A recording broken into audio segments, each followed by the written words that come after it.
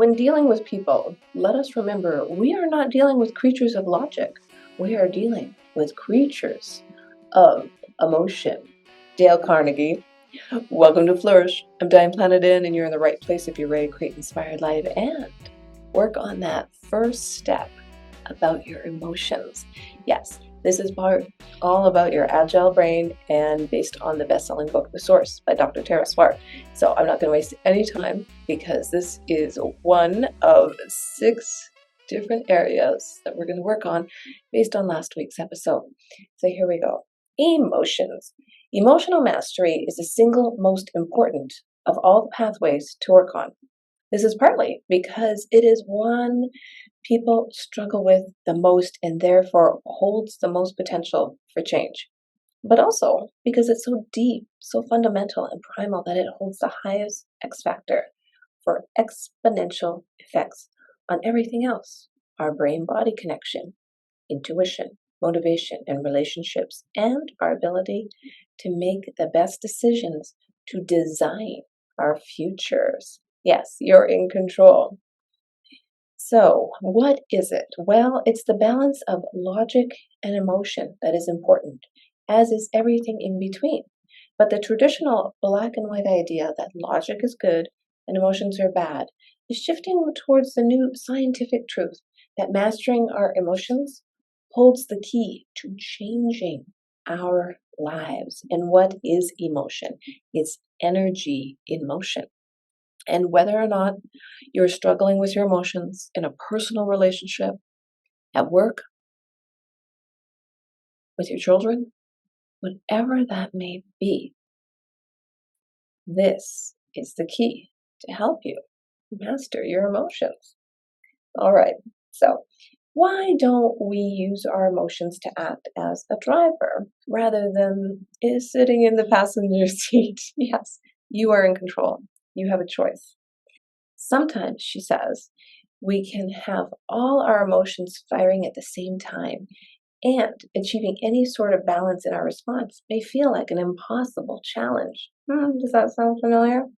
When this happens, our brain can be left reeling as intense emotion floods it with a cocktail of contradictory chemicals. In intense jealousy, for example, love, anger, and disgust may all be strongly activated at the same time, firing in competition with one another. In such cases, extreme action, such an aggressive outburst against someone or yourself, may feel like the only way to diffuse these powerful feelings. Emotional outbursts, right? So she goes on to tell us about 8 emotion types. Now, they are fear, anger, disgust, shame, sadness, surprise, joy and excitement, love and trust. That is the spectrum of basic human emotions. But what about the first grouping? All our emotions correlate to levels of certain neurotransmitters. Of the 8 primary emotions, the ones I just mentioned, the 5 survival emotions, fear, anger, disgust, shame, and sadness, involve the release of cortisol, the stress hormone. They are likely to be functioning largely below the conscious level and are all escape avoidance emotions, generating complex behaviors. It is these feelings that might make you feel like avoiding potentially stressful situations, such as public speaking or blind dating. Left unchecked, they can cause you to catastrophize. Yes, imagining worst case scenario outcomes in a way that becomes inhibiting and disempowering. Where they take over the brain's fight or flight response, you will feel at their mercy and you may struggle to maintain control of your reactions and keep your cool. Well, next are the 2 attachment emotions. Those spectrums are love and trust and joy and excitement. And they are mediated by the effects of oxytocin, serotonin, and dopamine on the neuron receptors. These activate the reward systems in the brain and are primed to want to repeat behaviors that give us these good feelings like cuddling a loved one or going for a run. This mechanism is helpful in habituating healthy behaviors. You begin to want to go to the gym because you remember it makes you feel great afterwards. However, they can also reinforce negative behaviors. It seems obvious how things like alcohol or relationships with bad boys are not good for us and can become an addiction. But eventually, even rewarding work and exercise can become addictive. So it's all about moderation.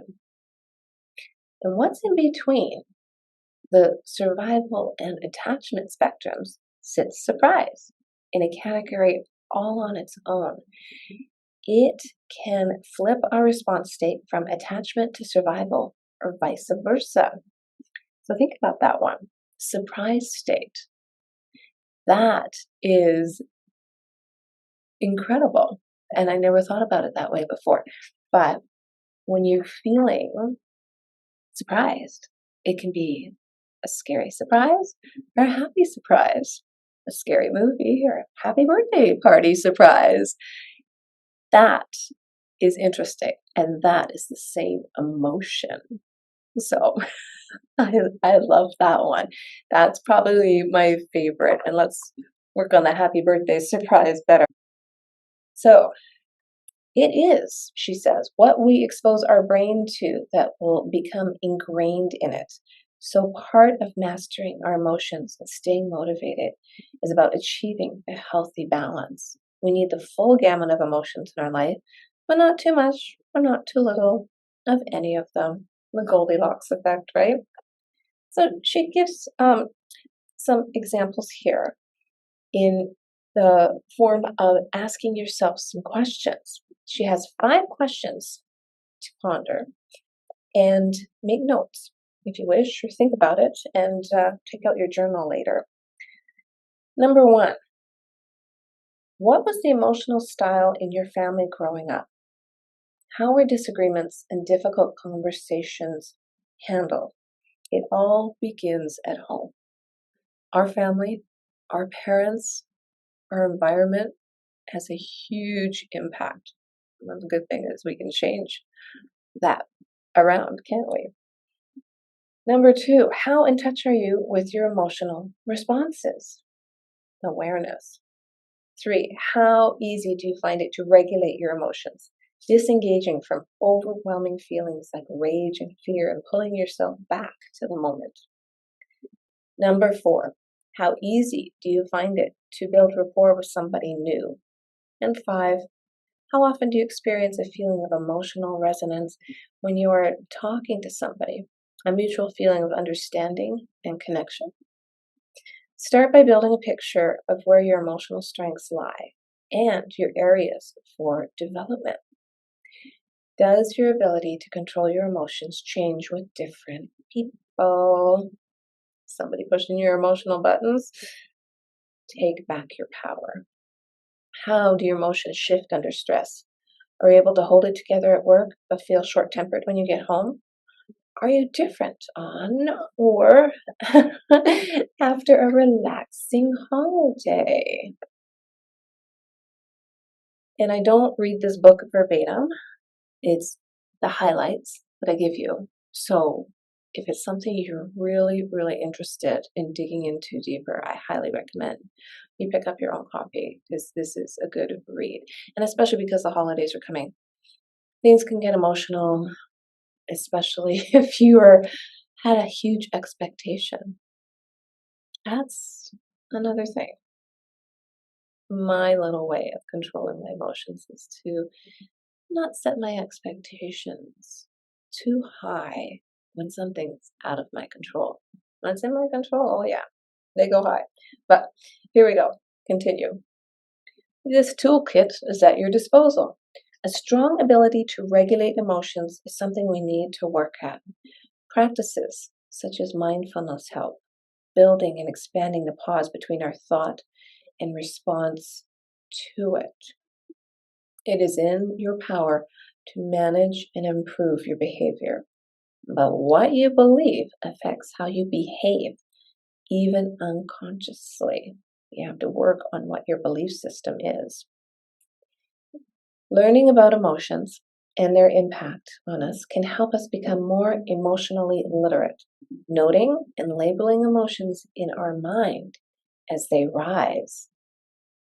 That was a fascinating one because she has said that if you label your emotion and say it or think it, it'll actually help you suppress it.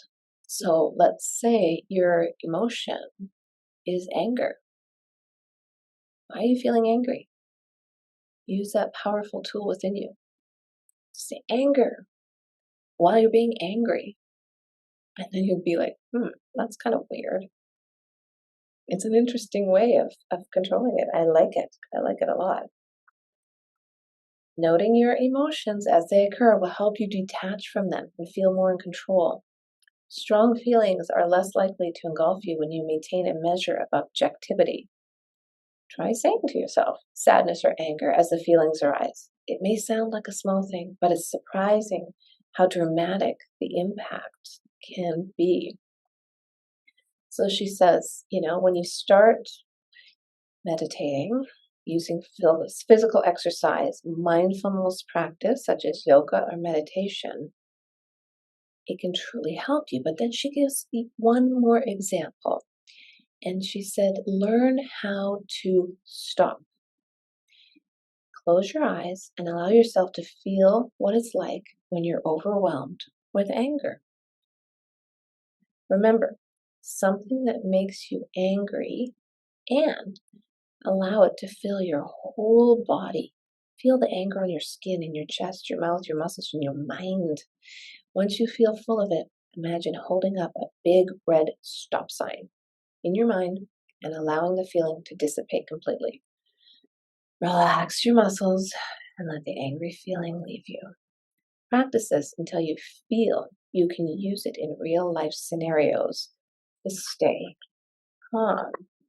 And that works great if you love to meditate as well, because you can meditate to bring in a positive vibe on one hand and let go of the anger in the other. And then with an open hand, you can bring in a positive vibe and you can let go of anger in the other. Just whatever works for you. And people don't even need to know what you're doing. You can do this before you get out of bed. You can reset your mindset. You can have a little chit chat with yourself wherever you are. Nobody will know. I like that. I like that a lot. So she goes on to say, but sometimes the only thing to do when you feel emotionally overwhelmed is to go to bed and start afresh once your emotions have subsided. Yes. So what is this new paradigm? Well, we are all creatures of emotion, whether we acknowledge this or not. Every single decision that we make is biased by emotion. By developing our emotional intelligence, we can maintain balance as our default setting more of the time. Inevitably, there'll be times of stress that push our minds into lack thinking and survival mode, but the quicker we are at recognizing this and acting to restore the balance, the better we are able to avoid potentially damaging pitfalls. Intuitively, we will be able to see the way that these pitfalls tend to manifest for us. We may find ourselves worn out by years of feeling overwhelmed with emotional highs and lows we could have avoided in hindsight. Or perhaps we tend to do the opposite, to suppress emotions and overthink everything, then feel in retrospect that we've lost out as a result of our refusal to trust our gut or heart. Any sense of having failed to make good decisions we should have is an indication that it's time to embrace this truth. Mastering our emotions is the only hope of fully unleashing the source, your mind's power. It's no good trying to think your way out of your emotions intellectually, but equally the opposite view regarding yourself as the victim of emotional weather is equally unhelpful. Emotions make us who we are and govern our entire experience of the world and life itself. so true. And the more you can take control of your emotions, and I practice this a lot. I practice patience, meditate, yoga, and I'm going to try that stop and saying the words out loud. It's been a journey, because what I found was, when, for me personally, when my father was put in a home because he has Alzheimer's and could not live alone or live with my mother anymore, that was so destructive, and I was an emotional wreck. But it's been a journey, and I've lifted myself up, dusted myself off, and living an inspired life. So if you like the show, share it with somebody you know, and hey, share in the comments. What do you do to control your emotions, to help yourself move forward and be the success that you deserve to be? I'll see you soon.